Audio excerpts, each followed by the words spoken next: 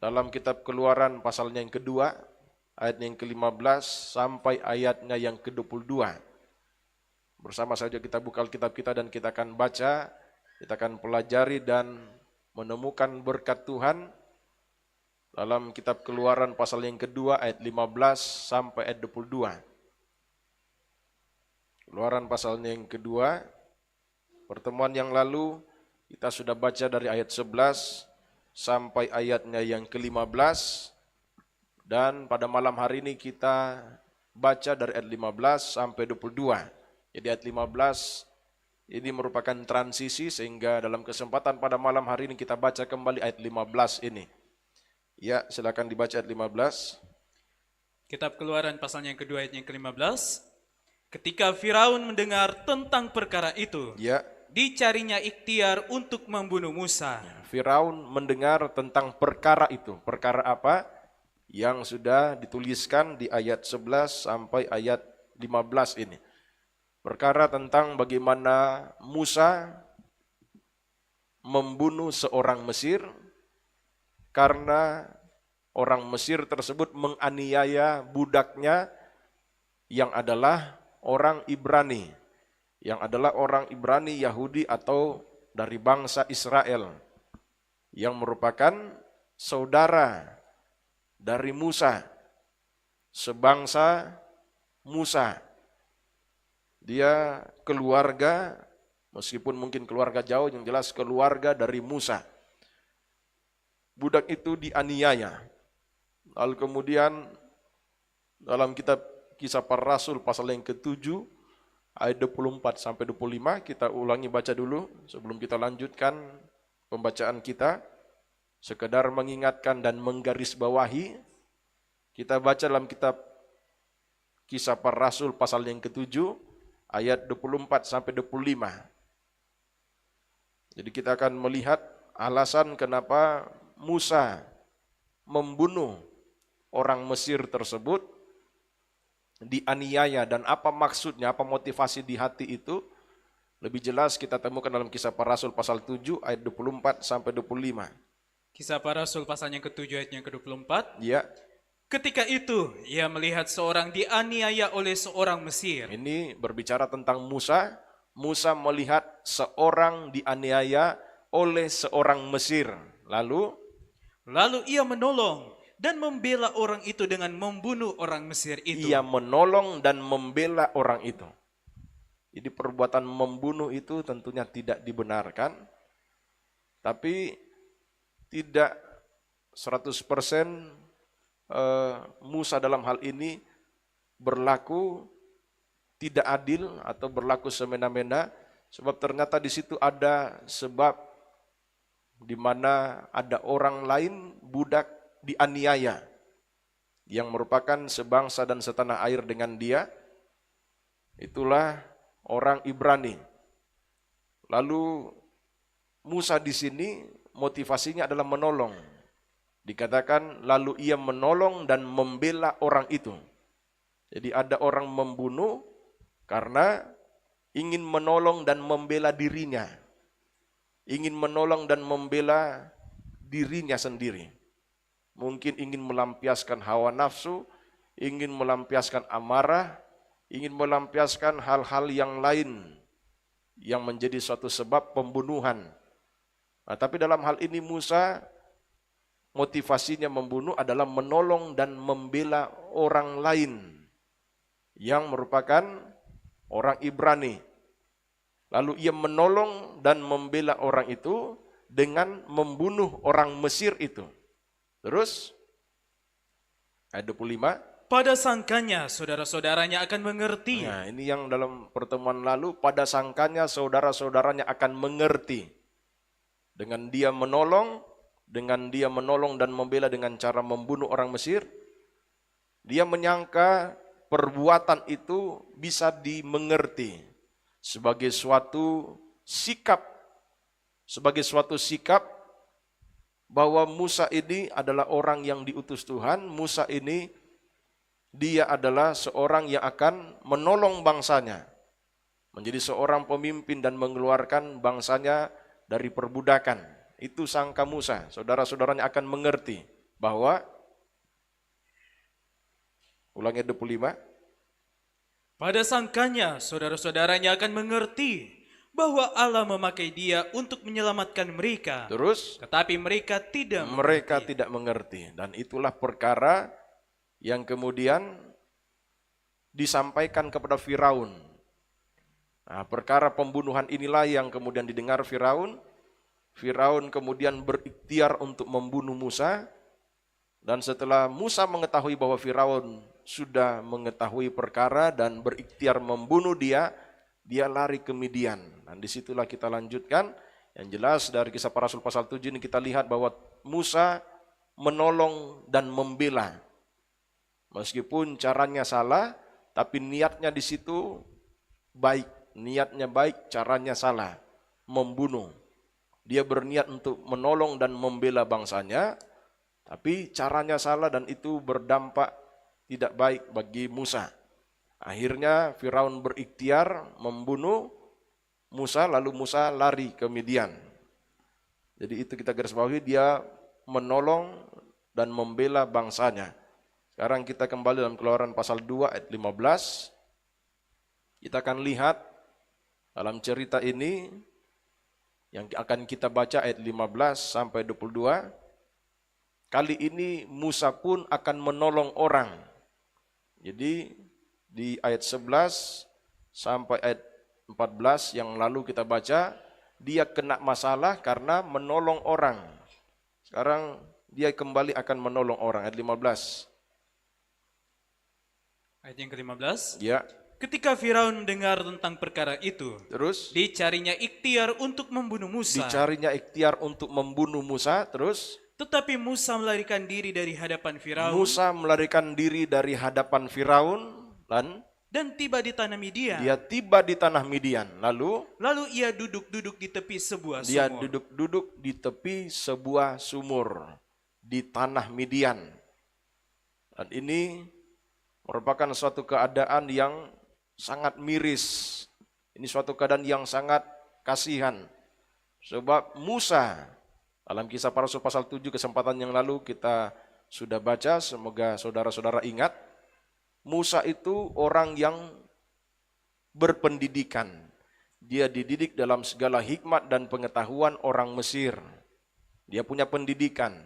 Bukan cuma punya pendidikan, Musa ini orang yang berkuasa dalam perkataan dan perbuatan. Jadi Musa ini adalah seorang yang berkuasa dalam perkataannya, dalam perbuatannya. Bahkan sejarawan kuno, sejarawan Yahudi kuno yang namanya Yosefus mencatatkan bahwa Musa ini sudah sempat memimpin pasukan Mesir untuk mengalahkan pasukan Ethiopia yang ada di selatan dari Mesir itu. Dan dia menang. Dan kemudian Musa ini akibat berbagai macam intrik politik yang terjadi di Mesir pada waktu itu, dipersiapkan untuk menjadi pelanjut Firaun. Itu dari catatan kuno seorang Yahudi yang namanya Yosefus di abad pertama Masehi. Kurang lebih 2000 tahun lalu dia catatkan dan dia kutip dari Meneto. Nah itu jadi suatu bukti eksternal menjelaskan keadaan politik yang terjadi di Mesir pada waktu itu. Musa ini berkuasa, Kisah Para Rasul pasal 7 dikatakan. Berkuasa dalam perkataan dan perbuatan. Musa sudah siap-siap akan menjadi orang nomor 1 di Mesir. Tapi dia sekarang duduk-duduk di tepi sebuah sumur. Sehingga itu suatu pemandangan yang sangat miris. Musa kehilangan semuanya dengan sangkanya atau sangkaan bahwa saudara-saudaranya akan mengerti. Ternyata saudara-saudaranya tidak mengerti, bahkan saudara-saudaranya yang melaporkan dia, membocorkan dia ke Firaun. Firaun berikhtiar untuk membunuh dia dan dia lari. Yang jelas pada titik ini dia sudah kehilangan semua. Titelnya di tanah Midian tidak berarti. Detailnya, semua perbuatannya, perkataannya, kekuasaannya itu ditinggalkan. Semua kekayaan Mesir yang harusnya kemudian jadi miliknya itu ditinggalkan. Dan dia ada pada posisi 0. Rumah pun dia tidak punya. Rumah pun dia tidak punya dan dia tidak ada apa-apa. Sebab dikatakan ia duduk-duduk di tepi sebuah sumur. Andai kata Musa punya rumah atau tempat di tanah Midian, dia pasti akan ke rumahnya atau ke tempatnya, tapi dia tidak. Disitulah dia duduk. Dia duduk-duduk di tepi sebuah sumur dan ingat ini masih pertemuan yang lalu, itu semua dilakukan karena iman. Jadi dia menolong bangsanya, dia berpikir bagaimana caranya bangsanya supaya terbebas, semua dilakukan karena iman, karena Tuhan. Sebab Tuhan sudah berjanji melalui Abraham, dilanjutkan Ishak, dilanjutkan Yakub yang adalah Israel, kemudian dilanjutkan lagi Yusuf, sama janjinya. Bahwa bangsa ini, keturunan Abraham akan dipakai menjadi berkat. Akan menjadi berkat bukan cuma untuk mereka saja, bahkan untuk seluruh dunia.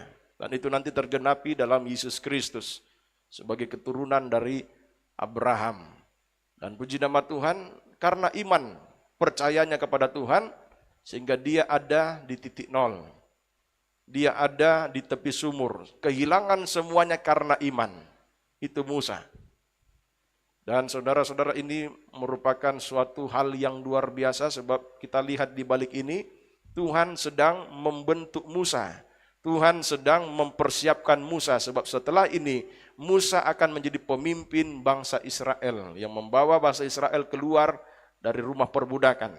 Tuhan menggunakan Musa membawa Israel keluar dari tanah perbudakan dari Mesir. Jadi untuk sampai kepada dia nanti menjadi seorang yang sangat berpengaruh di dunia kuno, ini kurang lebih 1400 tahun sebelum kelahiran Yesus Kristus, menjadi seorang yang namanya akan sangat besar, dia melalui suatu proses yang Tuhan izinkan. Dia harus kehilangan semua, dia harus tukarkan semua. Jadi semua kekayaan dan keagungan dari dunia itu ditukarkan. Dia harus merelakan semua dan semua direlakan karena iman, karena Tuhan. Dia ada di titik nol, dia duduk-duduk di tepi sebuah sumur. Sekarang lanjutkan ayat yang ke-16. Ayat yang ke-16. Adapun imam di Midian itu mempunyai 7 anak perempuan. Nah, ada imam di Midian yang kemudian kita ketahui nanti namanya adalah Rehuel, nama lainnya adalah Yitro. Rehuel ini artinya orang yang dekat dengan Tuhan atau temannya Tuhan. Nah, Yitro dan Rehuel ini yang menunjuk kepada orang yang sama. Dua sebutan yang berbeda. Rehuel dalam pembacaan ini, di beberapa pasal selanjutnya dan di berbagai macam tempat yang lain, imam ini disebut juga dengan Yitro. Jadi Yitro, Rehuel itu orang yang sama-sama seperti Abram atau Abraham, sama seperti Yakub atau Israel, itu menunjuk kepada orang yang sama. Dan sekarang ada imam di Midian mempunyai 7 anak perempuan. Jadi ingat tadi Musa posisinya lagi duduk-duduk di tepi sumur. Di tepi sebuah sumur dia duduk-duduk. Padahal ini adalah orang yang dulunya sangat berkuasa. Dulunya hidup dalam kemewahan. Dulunya dia punya titel yang luar biasa yang sangat disegani di Mesir. Dan dia sudah punya prestasi. Jadi Musa itu bukan orang yang tidak berprestasi di tempat di hadapan Firaun, di courtnya Firaun. Musa ini adalah salah satu yang aktif. Sebab karena pencapaiannya, prestasinya, dia digadang-gadang menjadi penerus dari Firaun. Tapi dia tinggalkan semua dan sekarang muncullah ini. Kita diperkenalkan dengan seorang yang namanya Rehuel. Imam di Midian mempunyai 7 anak perempuan. Terus mereka datang menimba air dan mengisi palungan-palungan. Mereka datang menimba air dan mengisi palungan-palungan untuk memberi minum kambing domba ayahnya. Memberi minum kambing domba ayahnya. Datanglah mereka, tentunya di sumur yang tadi, di sumur di mana ada Musa di situ. Mereka datang menimba air, mengisi palungan-palungan untuk memberi minum kambing domba ayahnya. Terus Maka datanglah gembala-gembala yang mengusir mereka. Datanglah gembala-gembala yang mengusir mereka. Dan tadi anak perempuan. Jadi semua anaknya Rehuel katanya tujuh perempuan. Anaknya Rehuel itu 7 perempuan diganggu atau diusir dengan gembala-gembala lain. Gembala-gembala lain yang kita asumsikan di sini sebagaimana biasanya di zaman kuno adalah laki-laki. Laki-laki dan tentunya sudah biasa menggembalakan. Ini laki-laki yang sudah terlatih, sudah dewasa. Ada laki-laki yang mengganggu perempuan-perempuan, yang menindas perempuan-perempuan. Ada laki-laki yang tidak sadar tahbisannya. Ada laki-laki yang tidak sadar perannya. Tidak sadar hak dan kewajibannya. Nah, laki-laki inilah laki-laki pengecut yang kemudian ada targetnya. Targetnya ini adalah orang lemah, kaum lemah yang adalah perempuan. Anak-anak Rehuel yang tadi perempuan-perempuan. Itu datang menimba air untuk kasih minum domba bapaknya, dombanya Yitro, dombanya Rehuel. Tapi diusir oleh gembala-gembala. Datang gembala-gembala yang lain. Nah, pelajar ini lihat di sini, ini poin penting. Ada gembala-gembala yang menekan orang lain. Ada gembala-gembala yang tidak tahu tahbisannya. Justru mengusir anak-anak perempuan yang menggembalakan kambing domba Yitro atau Rehuel. Datanglah gembala-gembala yang mengusir mereka. Terus lalu Musa bangkit menolong mereka. Bangkit menolong mereka. Garis bawah kata menolong ini. Sebab dari ayat 11 sampai 22 ada 2 kali paling tidak Musa menolong. Yang pertama tadi kita sudah baca dalam Kisah Para Rasul pasal 7. Ia menolong dan membela saudaranya dengan membunuh orang Mesir. Hasilnya menolong orang lain, hasilnya ikut campur dengan urusan orang lain adalah dia diusir. Terusir. Dia terusir. Sangkanya saudara-saudaranya akan mengerti, akan menolong dia. Ternyata saudara-saudaranya tidak mengerti, justru saudara-saudaranya yang memberitahukan kepada Firaun. Firaun berikhtiar membunuh Musa. Itu kali pertama. Dari ayat 11 sampai ayat 22 ini. Itu kali pertama Musa menolong. Dan ternyata ketika menolong orang lain, hasilnya tidak baik.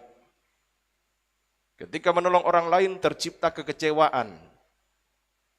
Hasilnya adalah kecewa. Hasilnya adalah terusir. Terusir, kecewa, dan dia ditinggalkan. Dia bingung, dia mau ke Mesir.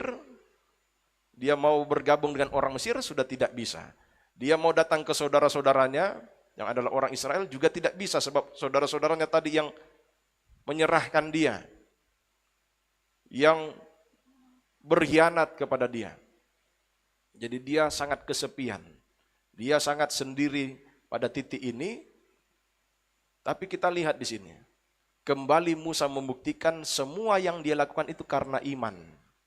Sebab kalau dia lakukan karena unsur manusia, karena alasan manusia, dia tidak lagi mau menolong di sini. Dia sudah belajar. Musa itu bukan orang bodoh. Dia orang berpendidikan. Dia orang yang berkuasa dalam perkataan dan perbuatan. Dia orang yang bisa belajar dan dia tahu ketika saya tolong yang bukan urusanku, saya jadi kecewa. Saya jadi terusir. Bukan hal yang baik yang datang. Tapi justru saya terusir dan sekarang saya tidak punya rumah. Saya tidak punya teman. Mau ke saudara-saudara, nanti saya tolong lagi, terjadi lagi seperti nanti saya diusir dari Midian. Sudah saya lari dari Mesir, sekarang di Midian pun nanti saya lari lagi. Nanti yang tidak baik terjadi. Tapi Musa memperlihatkan bahwa semuanya dilakukan karena iman. Itu ditegaskan dalam Ibrani 13, kita tidak baca lagi ke situ. Dikatakan semua Musa lakukan karena iman. Apa itu karena iman? Karena Tuhan. Percaya kepada Tuhan, melakukan itu semua, melakukan karena Tuhan. Sebab kalau di sini dia tidak akan menolong. Sebab dia sudah belajar, ternyata menolong orang lain tidak selalu berdampak positif. menolong orang lain justru kadang-kadang berdampak dia terusir. Dia merasa kecewa. Dan ini pelajaran penting, kalau kita berbuat baik selama kita menjadi pengikut Tuhan, kalau kita berbuat baik tidak kita lakukan karena iman, suatu saat saudara akan kecewa. Suatu saat saudara akan belajar ternyata jangan kita tolong. Jangan kita suka ikut campur dengan mereka, jangan kita menolong, jangan kita berbuat baik, kita diam-diam saja menjadi orang Kristen yang pasif. Sebab kita belajar, oh ternyata dulu waktu saya tolong, akibatnya kecewa. Ternyata dulu waktu saya tolong, ternyata saya terusir dan berbagai macam dampak yang lain yang tidak baik. Nah kalau kita lakukan itu tidak karena Tuhan, karena manusia, tentunya kita akan kecewa. Dan kita semua menjadi orang-orang yang barisan sakit hati. Orang-orang yang ada masalah di hati. Orang-orang yang tidak selesai hatinya. Punya akar pahit dalam hati. Sehingga lain kali ada orang butuh pertolongan, kita tinggal diam saja karena kita sudah belajar. Oh dulu waktu saya tolong tidak bagus. Saya kecewa. Saya begini, saya begitu. Setiap perbuatan baik, ini pesan yang lalu dalam Kolose kita sudah baca, apapun yang kita lakukan kita perbuat seperti untuk Tuhan dan bukan untuk manusia. Amin. Amin. Apapun yang kita lakukan, ibadahmu, pelayananmu, apapun di kantor, semua, di sekolah, di kampus, apapun yang engkau lakukan, semua yang baik-baik lakukanlah seperti untuk Tuhan dan bukan untuk manusia. Karena kalau toh untuk manusia, suatu saat manusia itu akan menggigit. Dan kalau sudah digigit dan kita lakukan karena untuk manusia, next time kita tidak akan mau lagi. Kita akan menjadi pribadi yang seperti Naomi katakan, jangan panggil aku Naomi, panggil aku Mara. Pahit. Aku ini pahit. Kehidupan ini keras dan kehidupan ini banyak mengecewakan. Sehingga sekarang tentukan kenapa engkau berbuat baik. Perjelas itu, kenapa kamu berbuat baik.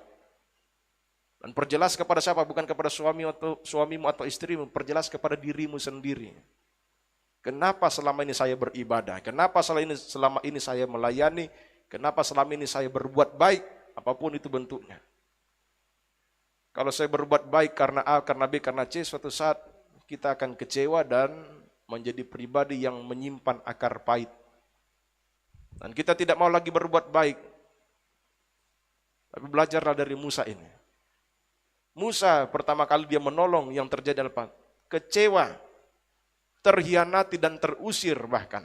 Jadi kehilangan semuanya. Kehilangan semuanya. Dia duduk di tepi sumur. Padahal sebelumnya dia punya segala macam fasilitas, dia orang berpendidikan, dia orang berkuasa di Mesir. Dia mulai dari nol lagi. Tapi semua dia lakukan karena iman. Kita baca saja dulu. Kita sudah baca yang lalu, kita baca kembali mempertegas itu. Ibrani pasal 13. Ibrani pasal yang ke-13. Mulai baca dari ayatnya yang Ibrani pasal yang ke-11, maaf, bukan pasal yang ke-13. Ibrani pasal yang ke-11. Ibrani pasal yang ke-11 ayatnya yang ke-24 mulai. Surat Ibrani pasal yang ke-11 ayat yang ke-24. Ya.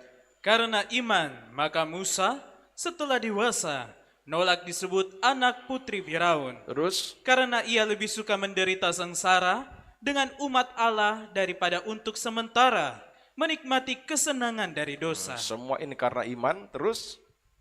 Ia menganggap penghinaan karena Kristus sebagai kekayaan yang lebih besar daripada semua harta Mesir. Terus? Sebab pandangannya ia arahkan kepada upah. Pandangannya bukan kepada saudara-saudaranya yang mengecewakan.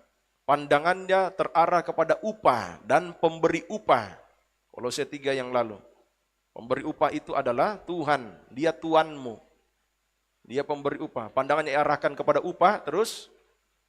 Karena iman, maka ia telah meninggalkan Mesir Semua ini karena iman. Jadi itu motivasinya Musa. Semua karena iman. Karena iman ia telah meninggalkan Mesir dengan tidak takut akan murka raja. terus Ia bertahan sama seperti ia melihat apa yang tidak kelihatan. Ia bertahan. Jadi Musa itu bisa bertahan karena iman. Karena dia melihat apa yang tidak kelihatan. Dia mengarahkan pandangannya ke upah. Dia mengarahkan pandangannya kepada pemberi upah. Andai kata dia arahkan pandangannya kepada saudara-saudaranya yang tidak mengerti itu, yang justru membocorkan kepada Firaun, dia pasti akan kecewa. Dan dia akan belajar, dia akan pahit. Dia tidak akan campur ketika gembala-gembala yang tidak mengerti tahbisannya pergi menindas perempuan-perempuan anak Imam Midian ini. Mengusir. Ya jelaslah karena ya mereka laki-laki. Ini perempuan. Laki-laki dan perempuan tidak sama secara fisik. Laki-laki punya massa otot yang lebih besar, massa tulang yang lebih besar. Sehingga kalau main fisik pasti kalah. Jadi perempuan terkuat melawan laki-laki terkuat pasti kalah perempuan. Kecuali perempuan terkuat lawan laki-laki terlemah, ya tetap bisa kalah laki-laki.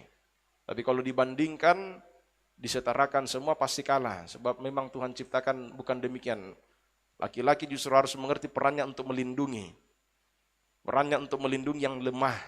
Tapi ini terbalik, yang kuat ini tidak menggunakan perannya sesuai dengan yang Tuhan atur, justru menindas, diusir. Nah, kalau Musa tidak lakukan semua karena iman, dia tidak mau lagi mencampuri urusan orang. Dan ini proses Musa, sebab Musa kelak akan memimpin suatu bangsa yang tegar tengkuk. Akan memimpin suatu bangsa yang sedikit-sedikit menyalahkan dia. Dan ini mempertegas, Musa harus melakukan semua karena iman. Karena kalau tidak, nanti mungkin belum sampai 40 tahun dia pimpin di padang gurun, mungkin baru 5 tahun dia sudah gulung tikar. Dia sudah, Tuhan saya menyerah, ini bangsa tegar tengkuk. Ini bangsa yang tidak mengerti. Ini bangsa yang kalau dia marah, dia mau lempari saya dengan batu. Selalu saya yang salah di mata mereka. Tapi ini proses, sebab nanti kelak Tuhan persiapkan dia memimpin suatu bangsa yang memang tegar tengkuk. Bangsa yang tidak mengerti, dia harus diperjelas dulu. Engkau lakukan ini harus karena iman. Sebab kalau dia tidak lakukan karena iman, dia akan kecewa dan mundur. Tuhan sedang persiapkan dia. Sebab kelak dia akan menunaikan suatu tugas pelayanan yang gembalaannya itu Israel yang dikatakan tegar tengkuk, bangsa yang tidak mengerti. Sehingga harus diperjelas, harus diperteguh, dilatih. Kamu harus lakukan semua karena Tuhan. Kalau bukan karena Tuhan, engkau akan kecewa dan bisa tinggalkan bangsa Israel. Dan itulah Musa, dia sedang dibentuk, dipertegas, diperteguh hatinya. Bahwa dia harus melakukan semua karena Tuhan. Dan kembali Musa membuktikan diri, imannya bertahan. Di ayat 27 bagian akhir ini. Ia bertahan sama seperti ia melihat apa yang tidak kelihatan. Dan bukti dari dia bertahan, tadi dia masih mau menolong. Anak-anak perempuan Midian yang diusir oleh gembala-gembala yang datang itu, yang kita asumsikan laki-laki karena memang biasanya laki-laki yang menggembala, diusir dan dia berdiri di situ. Sebab dia masih bertahan, imannya masih bertahan. Dia lakukan semua untuk Tuhan. Dia tidak bisa diam melihat suatu ketidakadilan, suatu hal yang semena-mena dilakukan. Penindasan dia tidak tahan lihat sebab dia lakukan untuk Tuhan. Nah, kita kembali sekarang Keluaran pasal 2. Keluaran pasal 2. Ulangi dari ayatnya yang ke-17. Ayatnya ke-17. Ya, Keluaran pasal 2 ayat 17. Maka datanglah gembala-gembala yang mengusir mereka. Datanglah gembala-gembala yang mengusir mereka, 7 anak perempuan dari Imam Midian itu. Diusir, datanglah gembala-gembala pengusir ini. Terus? Lalu Musa bangkit menolong mereka. Bangkit menolong mereka. Ini bukan perkara sederhana. Ini membuktikan ketahanan iman. Bahwa selama ini dia masih bertahan, sebab semua karena iman. Dia lakukan karena Tuhan. Dia masih bangkit menolong mereka. Dan ini suatu pelajaran yang sangat penting. Laki-laki yang masih mempertahankan tahbisannya. Dia berdiri sebagai laki-laki yang melindungi kaum lemah di sini, perempuan-perempuan ini. Karena iman. Dan ini suatu petunjuk. Petunjuk untuk apa? Untuk kaum Hawa. Pemudi-pemudi yang belum menikah. Tatkala engkau melihat sesuatu dari laki-laki, lihat imannya. Lihat imannya. Sebab kalau dia beriman, dia akan mempertahankan tahbisannya sebagai laki-laki sampai pada titik manapun. Dia tidak akan berubah jadi laki-laki yang tukang pukul istri. Tukang menindas kaum lebih lemah. Dia tidak akan berubah menjadi laki-laki yang menghancurkan istrinya sendiri. Meskipun dia dikecewakan oleh orang, meskipun dia diapai sama orang, tetap dia akan berdiri sebagai laki-laki yang beriman. Itu Musa. Dan ini salah satu clue, salah satu petunjuk bagi pemudi-pemudi dalam melihat laki-laki. Pasang lihat imannya. Sebab kalau dia beriman, mungkin nanti dia dari kaya raya jadi miskin, mungkin dia nanti kalau Tuhan izinkan dia dihianati orang, dikecewakan orang, dia tidak akan berubah jadi laki-laki yang tukang pukul ikut dengan gerombolan gembala-gembala ini. Laki-laki yang emosian, tidak. Tetap dia akan mempertahankan nilai-nilai keadilan. Nilai-nilai sebagai seorang tahbisannya laki-laki dia akan pertahankan. Laki-laki diberikan masa otot yang lebih besar, masa tulang yang lebih besar, bukan dipakai menindas kaum lemah. Justru dipakai untuk melindungi, untuk mengayomi. Semua karena iman, dan itu Musa pertahankan. Ada perbedaan jelas antara laki-laki beriman dan laki-laki tidak beriman. Laki-laki yang beriman tukang tindas kaum lemah. Dia usir ini perempuan-perempuan. Dia pergunakan kekuatannya semena-mena. Dia bersikap pembuli, tukang bully. Kalau itu bahasa yang lebih sederhananya tukang menindas. Mentang-mentang dia kuat, dia tindas orang. Dan perhatikan ini. Ini dua perbandingan laki-laki yang jelas. Satu laki-laki Musa, laki-laki beriman. Satu laki-laki tidak beriman. Laki-laki yang tidak beriman ini menggunakan kekuasaannya justru untuk yang tidak baik. Mentang-mentang dia laki-laki, mentang-mentang dia kepala dalam keluarga, mentang-mentang ini dia usir ini. Dia usir kaum yang lebih lemah. Tapi laki-laki yang beriman akan mempertahankan tahbisannya. Dia akan berdiri di situ, melindungi yang lemah. Dia akan bangkit menolong mereka. Memperlihatkan apa? Bukan Musa baik, imannya. Musa bangkit menolong mereka, bukan memperlihatkan Musa tukang ikut campur, bukan, imannya. Lalu Musa bangkit menolong mereka dan terus? Dan memberi minum kambing domba mereka. Bukan cuma bangkit menolong, itu perkara lain. Itu satu hal. Tapi hal yang kedua adalah memberi minum kambing domba mereka. Nanti ditekankan sama Sipora. Jadi bukan cuma menolong, bahkan memberi minum. Ini dua hal. Dan ini laki-laki yang sejati, laki-laki tulen. Laki-laki tulen adalah laki-laki yang beriman. Amin. Laki-laki. Sebab dia akan menarik semuanya kepada firman Tuhan. Bagaimana bersikap sebagai seorang laki-laki. Dia akan punya petunjuk yang jelas bagaimana menjadi laki-laki.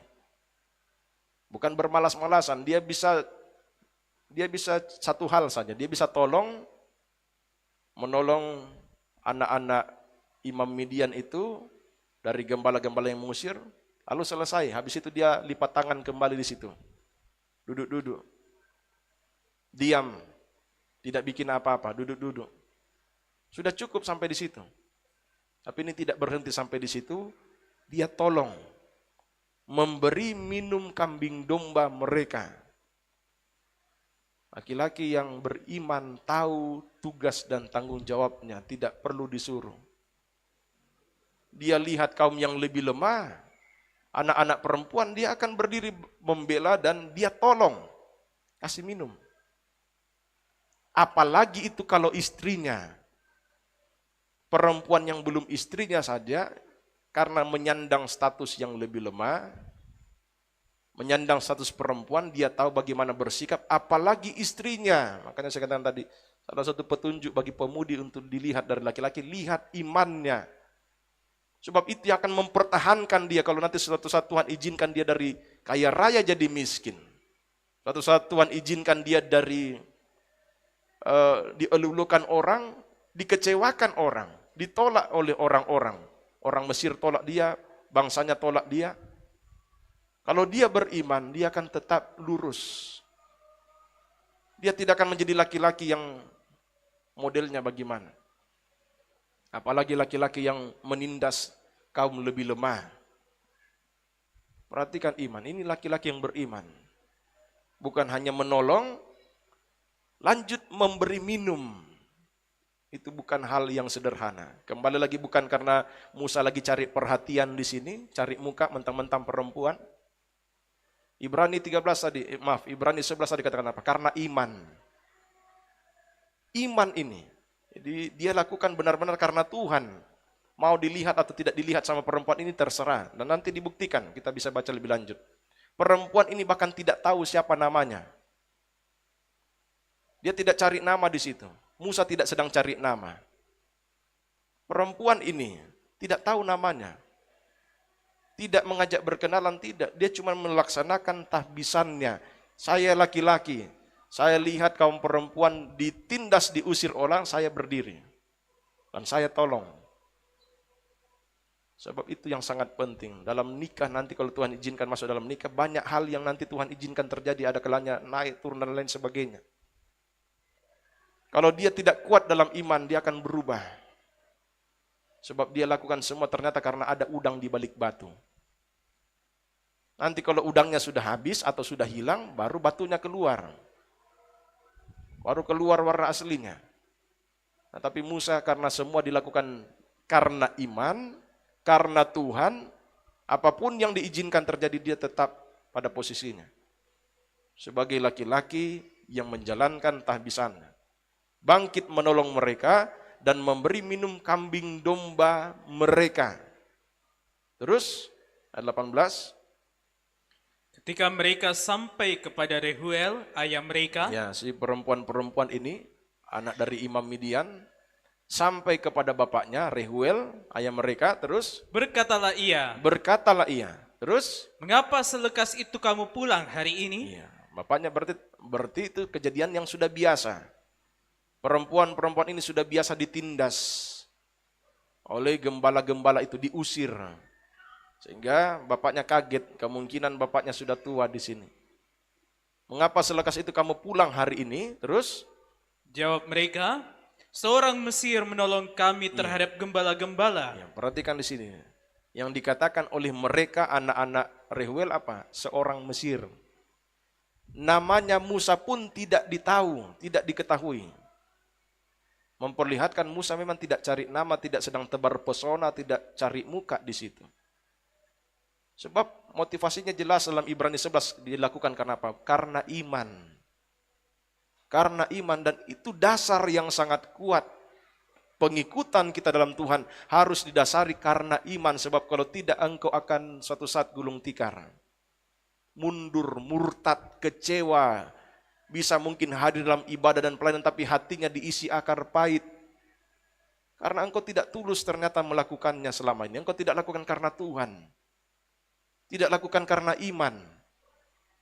Dan suatu saat akan kelihatan. Sebab nanti Tuhan izinkan semua. Belum beberapa waktu yang lalu kita berbicara tentang Demas.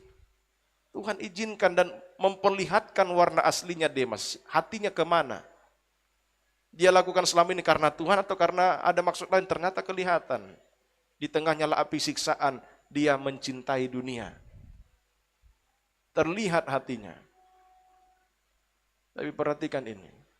Musa tidak cari nama, Musa tidak punya motivasi lain selain karena iman. Dia berdiri di situ menolong karena iman. Dan ini adalah hal yang sangat luar biasa, apalagi kalau kita bandingkan dengan Daud. Daud dalam kisah Nabal.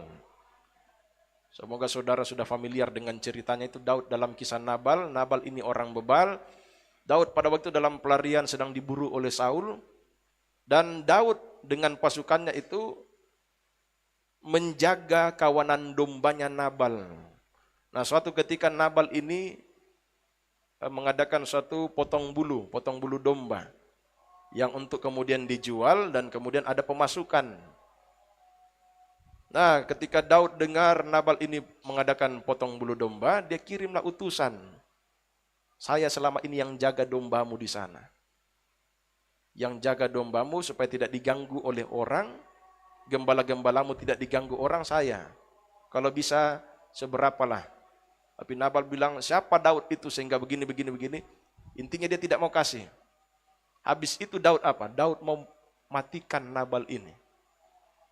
Karena memang orang yang menjaga dan melindungi kawanan domba berhak sesuatu atas itu. Ada haknya di situ. Tapi Musa dalam hal ini, sekarang kita kembali lagi Musa tidak minta apa-apa, namanya pun tidak diketahui sehingga kaget Reuel ini. Nanti coba ulangi ayat 19 ini. Ayat 19. Jawab mereka, seorang Mesir menolong kami terhadap gembala-gembala. Jadi bukan cuma menolong, bahkan apa? Bahkan ia menimba air banyak-banyak untuk kami. Jadi dua kebaikan yang dilakukan Musa ini. Menolong kami terhadap gembala-gembala. Yang kedua, ia menimba air banyak-banyak untuk kami. Terus? Dan memberi minum kambing domba. Dan kalau kita bandingkan dengan kisah Nabal dan Daud pada waktu itu merasa berhak, sebab memang berhak, itulah aturan tidak tertulis yang ada di zaman kuno. Kalau kita menolong gembalaannya orang, kita menjaga gembalaannya orang, itu sudah ada haknya di situ. Tapi lihat di sini, memberi minum kambing domba, terus ayat 20. Ia berkata kepada anak-anaknya. Iya, ia berkata kepada anak-anaknya, terus di manakah ia? Di mana ia? Sebab Reuel ini orang tua yang sadar. Dia tahu kalau ada orang yang tolong engkau, melindungi engkau, domba-dombamu bahkan diberi minum oleh dia, sudah ada haknya di situ, harusnya panggil dia. Sehingga Reuel katakan, di manakah ia? Terus, mengapakah kamu tinggalkan orang itu? Kenapa kamu tinggalkan orang itu? Jadi ini sisi lain, ini Reuel. Musa tidak dengar ini, Musa tidak dengar semua ini. Percakapan antara Reuel dengan anak-anaknya Musa tidak lagi dengar. Musa ditinggal di sana, di tepi sumur. Kalau kita bandingkan dengan Daud, ketika Daud tidak dapat apa-apa, ketika dia sudah melindungi kawanan dombanya Nabal, Daud marah. Tapi Musa apa? Dia diam saja. Sebab Musa ini adalah orang yang rendah hati. Nanti di selanjutnya kita bisa temukan itu. Musa ini adalah seorang yang lemah lembut. Kalau dibandingkan dengan Daud, kita baca saja itu ya. Dalam 1 Samuel 25. Kita baca dan kita sedang membandingkan ini Musa dengan Daud. Sebab memang haknya di situ. 1 Samuel 25 ayat 4 sampai 8. Yang jelas Musa tidak dapat apa-apa lagi, jadi setelah dia menolong pada kali kedua, tetap dia tidak dapat apa-apa. Pada titik itu belum dia dapat. Dia ditinggal. Namanya pun tidak ditanyakan. Dia ditinggal begitu saja. Coba bandingkan dalam 1 Samuel pasal 25 ayat yang keempat sampai 8 lebih dahulu, baca perikopnya. Kitab Samuel pasal yang ke-25 ayat yang keempat. Ya. Daud, Nabal dan Abigail. Ya. Ketika didengar Daud di padang gurun bahwa Nabal sedang menggunting bulu domba-dombanya. Ya, Nabal ini menggunting bulu domba-dombanya, domba-domba yang dia lindungi selama ini ketika digembalakan. Terus, maka Daud menyuruh 10 orang, dan kepada orang-orang itu Daud berkata, ya, pergilah ke Karmel dan temuilah Nabal. Terus, tanyakanlah keselamatannya atas namaku. Terus, dan sampaikanlah salam ini kepadanya. Ya. Selamatlah engkau, selamatlah keluargamu, selamatlah segala yang ada padamu. Terus ayat 7. Baru-baru ini aku mendengar bahwa engkau mengadakan pengguntingan bulu domba. Ya. Adapun gembala-gembalamu yang dengan kami, yang ada dengan kami, terus tidak kami ganggu tidak dan kami ganggu dan tidak ada sesuatu yang hilang daripada mereka ya selama mereka ada di Karmel. dilindungi. Terus Tanyakanlah kepada orang-orangmu, mereka tentu akan memberitahukan kepadamu. terus Sebab itu, biarlah orang-orang ini mendapat belas kasihanmu. terus Bukankah kami ini datang pada hari raya? Berikanlah kepada hamba-hambamu ini dan kepada anakmu Daud apa yang ada padamu. ya, itu Daud katakan. Dia merasa berhak sebab dia selama ini menjaga itu. Menjaga gembala-gembala yang menggembalakan domba-domba, kambing domba Nabal. Tapi Nabal menolak. Singkat saja ayat 14. Ayat 14 sampai 16. Ayat yang ke-14. Ya, Tetapi kepada Abigail istri Nabal telah diberitahukan oleh salah seorang bujangnya, katanya, ya, ketahuilah, Daud menyuruh orang dari padang gurun untuk memberi salam kepada Tuhan kita. Tetapi ia memaki-maki mereka. terus Padahal orang-orang itu sangat baik kepada kami. orang-orang itu sangat baik kepada kami, mereka Mereka tidak mengganggu kami. tidak mengganggu kami, terus Dan kami tidak kehilangan apa-apa selama kami lalu lalang di dekat mereka. terus Ketika kami ada di ladang. Mereka seperti pagar tembok sekeliling kami siang mereka malam. seperti pagar tembok sekeliling kami siang malam Selama kami menggembalakan domba-domba di dekat mereka. iya, mengadakan perlindungan, melindungi, ada mereka di sana, dan itu Daud merasa berhak. Daud mengutus orang ke sana. Bahkan kalau saudara baca lebih lengkap lagi, Daud ini sudah berikhtiar untuk membinasakan Nabal. Tapi tidak jadi karena Abigail, karena istri Nabal itu. Tidak jadi. Tapi yang jelas Daud merasa berhak, dan Daud marah ketika haknya tidak diberikan. Nah, Musa tadi apa? Ditinggal. Sudah ditolong dan kemudian dituangkan air banyak-banyak, ditinggal. Namanya pun tidak ditanya. Dia ditinggal tetap di sana. Sehingga kaget Rehuel, mana orang itu? Kenapa kamu tidak panggil? Nah, ini semua proses dari Tuhan. Kembali ke sisinya Musa. Sebab Musa tidak dengar tadi percakapan antara Rehuel dengan anak-anaknya. Pada titik itu, kalau Musa kembali tidak melakukan semua karena iman, dia akan sangat kecewa.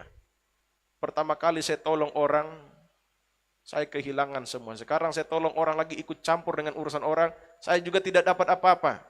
Dapat capeknya saja. Capek menolong, mengusir gembala-gembala yang menindas tadi. Capek menimba air, memberi minum banyak, lalu saya ditinggal. Tapi yang jelas ini proses bagi Musa. Sebab Musa kelak akan memimpin suatu bangsa yang tegar tengkuk, yang tidak tahu berterima kasih.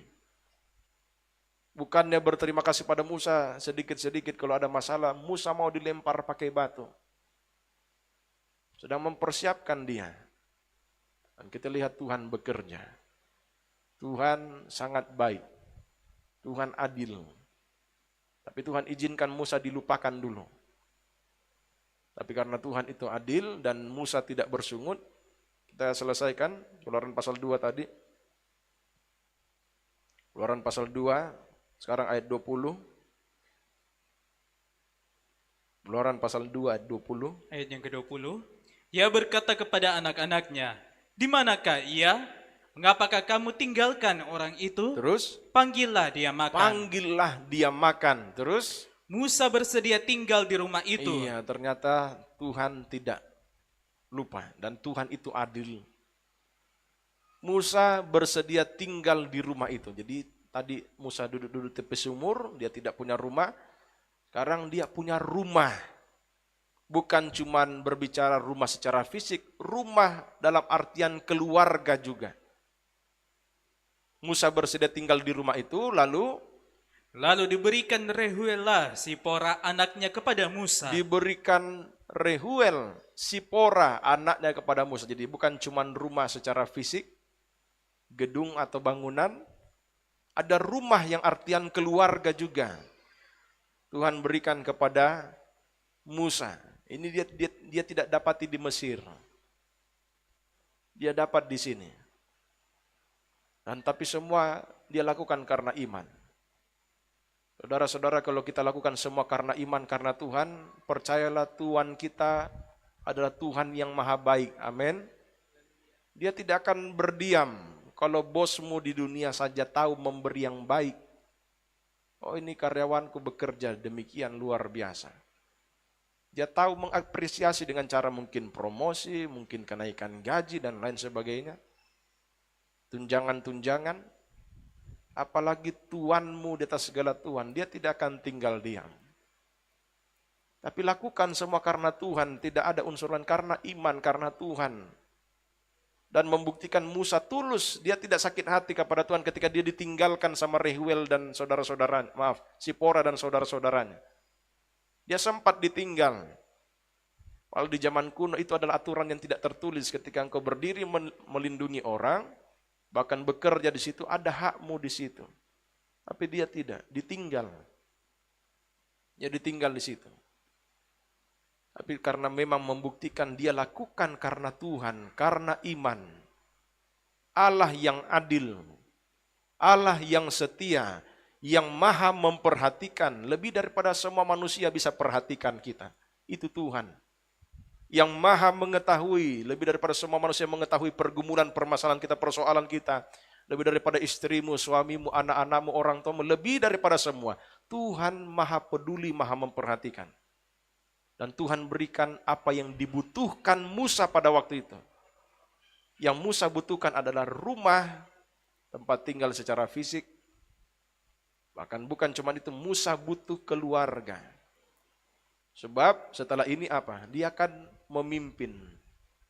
Dia harus belajar kembali memimpin rumahnya. Memimpin keluarganya. Jadi Tuhan yang adil ini tidak memberikan sembarangan. Dia berikan sesuatu yang paling dibutuhkan.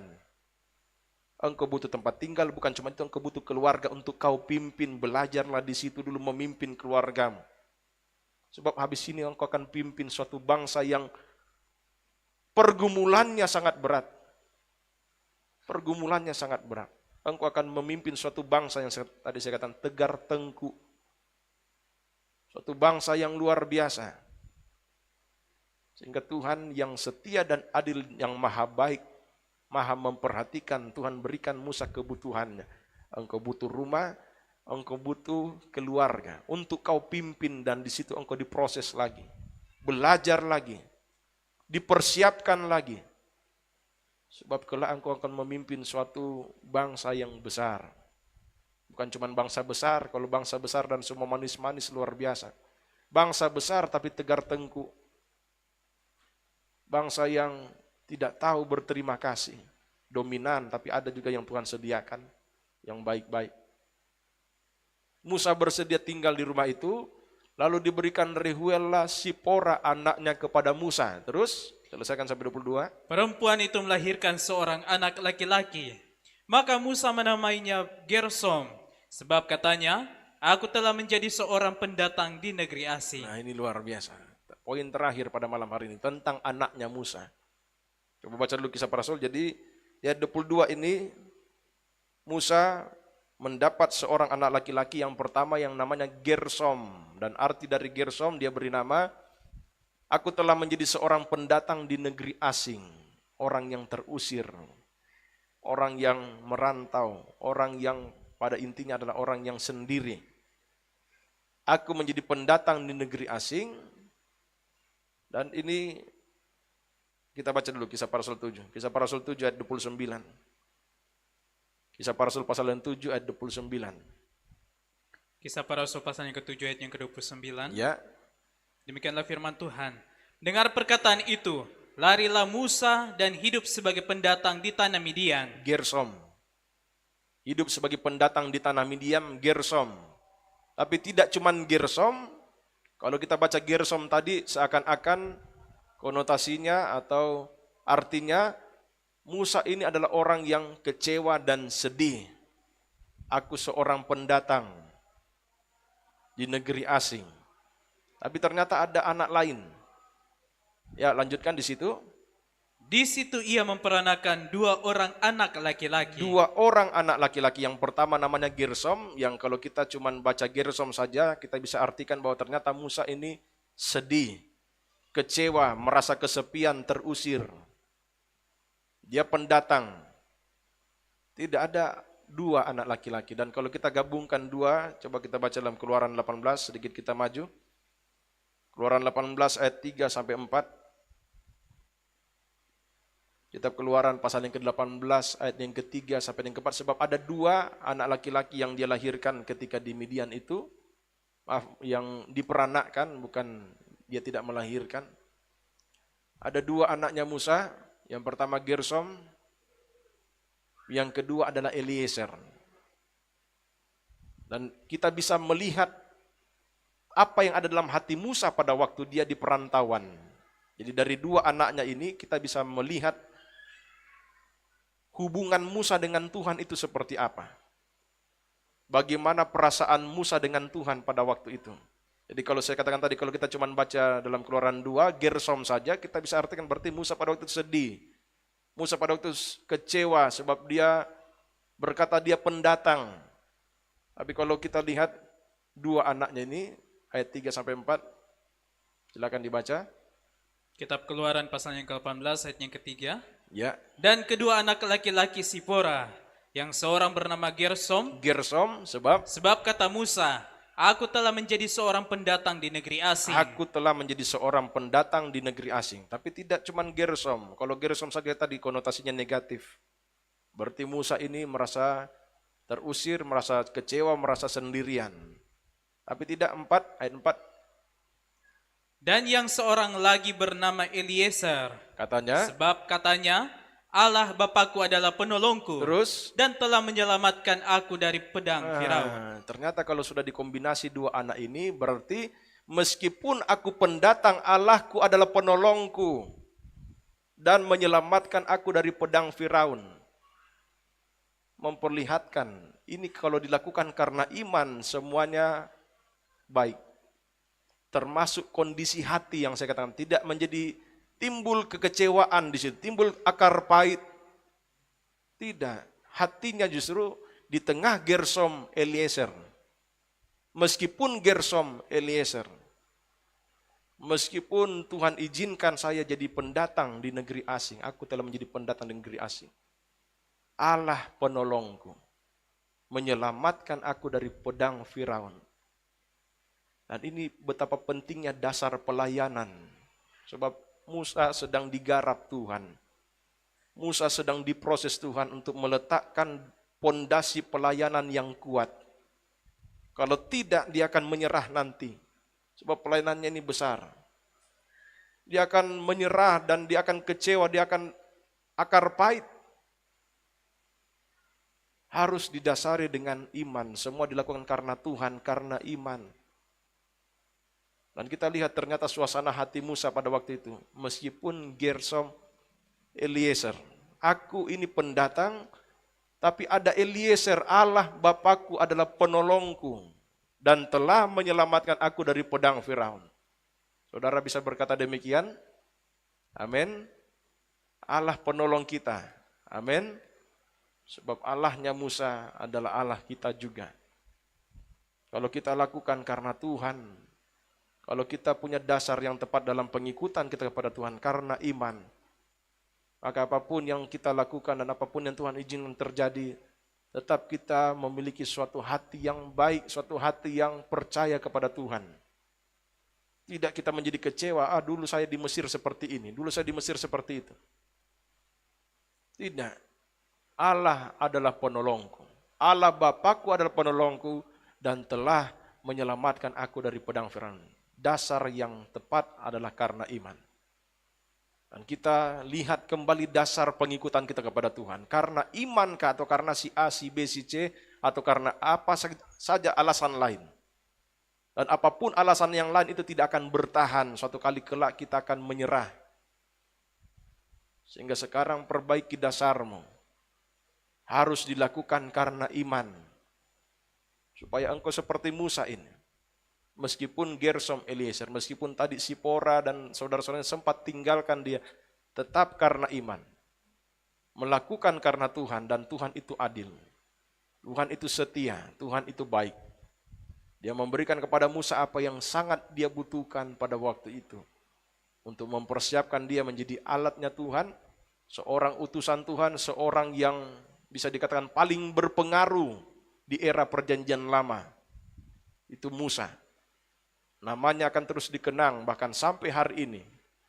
Semua orang Yahudi pasti kenal Musa. Pasti sangat segan kepada nama Musa. Apalagi penganut agama Yahudi. Musa itu bagi mereka segala-galanya. Musa luar biasa. Dan dia dipersiapkan sedemikian. Kembali menjadi pelajaran bagi kita lakukan semua karena iman. Kalau kita lakukan karena iman, kita tidak perlu takut akan apapun. Sebab Tuhan kita memperhatikan kita. Allah kita penolong kita. Sebagaimana Musa katakan. Eliezer, Allah Bapakku penolongku dan telah menyelamatkan aku dari pedang Firaun. Bagi ayat terakhir kita baca. Dalam Ibrani pasal 13 ayat yang ke-5 sampai yang ke-6. Ibrani pasal yang ke-13 ayat yang ke-5 sampai yang ke-6. Ibrani pasal yang ke-13 ayat yang ke-5. Ya, Ibrani pasal yang ke-13 ayat yang ke-5 sampai yang ke-6. Janganlah kamu menjadi hamba uang dan cukupkanlah dirimu dengan apa yang ada padamu. Jangan kamu jadi hamba uang, cukupkan dirimu dengan apa yang ada padamu. Terus? Karena Allah telah berfirman. Allah telah berfirman. Terus? Aku sekali-kali tidak akan membiarkan engkau. Aku tidak akan membiarkan engkau. Saudara percaya? Aku tidak akan membiarkan engkau. Terus? Dan aku sekali-kali tidak akan meninggalkan Tidak engkau. akan meninggalkan engkau. Dan ini yang dikatakan Musa, Eliezer. Ada Gersom tapi Eliezer. Seandainya cuma Gersom saja kita bisa bilang berarti Musa kecewa. Berarti Musa kasihan, dia merasa terusir. Dia merasa sendiri sebagai pendatang. Ada Gersom dan ada Eliezer. Meskipun sebagai pendatang, Allah Bapakku penolongku. Dia menyertai aku, dia menyelamatkan aku dari pedang Firaun. Aku sekali-kali tidak membiarkan, aku sekali-kali tidak akan meninggalkan engkau. Terus? Sebab itu dengan yakin kita dapat berkata. Dengan yakin kita dapat berkata. Dengan yakin, jangan dengan bimbang, jangan dengan ragu-ragu, jangan dengan kekhawatiran. Dengan yakin kita dapat berkata, apa? Tuhan adalah penolongku. Tuhan adalah penolongku. Terus? Aku tidak akan takut. Aku tidak akan takut. Terus? Apakah yang dapat dilakukan manusia terhadap aku? Kalau kita lakukan semua karena iman. Ini menjadi jaminan bagi kita. Tuhan penolong kita. Kita tidak akan takut. Apakah yang dapat dilakukan manusia terhadap aku? Kita tidak akan takut. Sebab Allah yang pegang kendali atas segala sesuatu. Allah yang kita sembah. Allah yang kepadanya segala sesuatu kita lakukan untuk Dia. Itu Allah yang setia, Allah yang maha baik, Allah yang adil. Allah yang tidak akan meninggalkan kita. Allah yang tidak akan membiarkan kita.